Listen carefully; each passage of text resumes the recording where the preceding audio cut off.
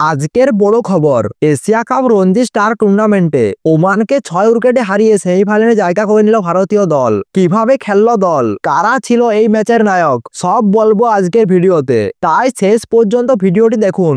মঙ্গলবার টস জিতে প্রথমে ফিল্ডিং করার সিদ্ধান্ত নেয় ভারতীয় দল। ওমান প্রথমে ব্যাট করে 20 ওভারে 135 রান করেন। ভারত সহজে লক্ষ্য তাড়া করতে নেমে 17 ওভার 5 বলে 138 রান করে ফেলেন এবং 4 পয়েন্ট নিয়ে সেমিফাইনালে উঠে যায় ভারত। ওমানের ইনিংস শুরু হয় বেশ ধীর গতিতে। ওপেনার কর্ণ মাত্র 12 রান করে আউট হয়ে যান। তাকে আউট করেন ভারতের স্পিনার সুশম শর্মা। মোহাম্মদ খেলেন দারুণ, 16 বলে 32 রান করেন। অন্যদিকে ওয়াসিম আলী 54 রান করেন। তিনি 5টি 4 ও 1টি 6 মারেন। ওমানের অন্য ব্যাটাররা কিন্তু সুবিধা করতে পারেননি। নারায়ণ 14 বলে 16 রান ছাড়াও অন্য কোনো ব্যাটার 2 অঙ্ক ছুঁতে পারেনি। লক্ষ্য তাড়া করতে নেমে ভারত শুরুতে সমস্যায় পড়ে। ওপেনার বৈভব সূর্যবংশী 12 রান করে দ্রুত আউট হয়ে যান। আজ তার ব্যাটে দেখা যায়নি চেনা আগ্রাসী মেজাজ। অন্য ওপেনার প্রিয়াংশ আর্য মাত্র 10 রান করে আউট হয়ে যান।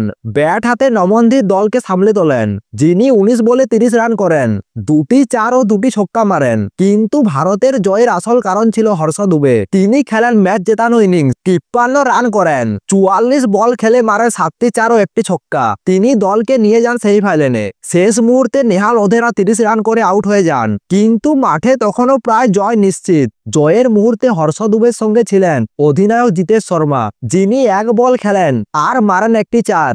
এই ম্যাচের পরে গ্রুপ পর্বে 3 ম্যাচে ভারতের গায়ে 4 পয়েন্ট আসে। গ্রুপ পর্বে দ্বিতীয় স্থান পেয়ে সরাসরি সেমিফাইনালে উঠে যায় ভারত। এই টুর্নামেন্টে ভারতের ধারাবাহিক পারফরমেন্স প্রমাণ করেছে যুবক ক্রিকেটাররা ভবিষ্যতে জাতীয় দলের জন্য কতটা প্রস্তুত। ভারতের দুর্দান্ত জয়ের পরে প্রত্যাশা আরো বেড়ে গেল। আগামী সেমিফাইনালে কেমন পারফরমেন্স করবে সব খবর আমরা তোমাদের জানিয়ে দেব। তাহলে ভিডিওটি ভালো লাগলে ভিডিওটি লাইক দিয়ে চ্যানেলটি সাবস্ক্রাইব করে দিন। দেখা হচ্ছে পরের ভিডিওতে।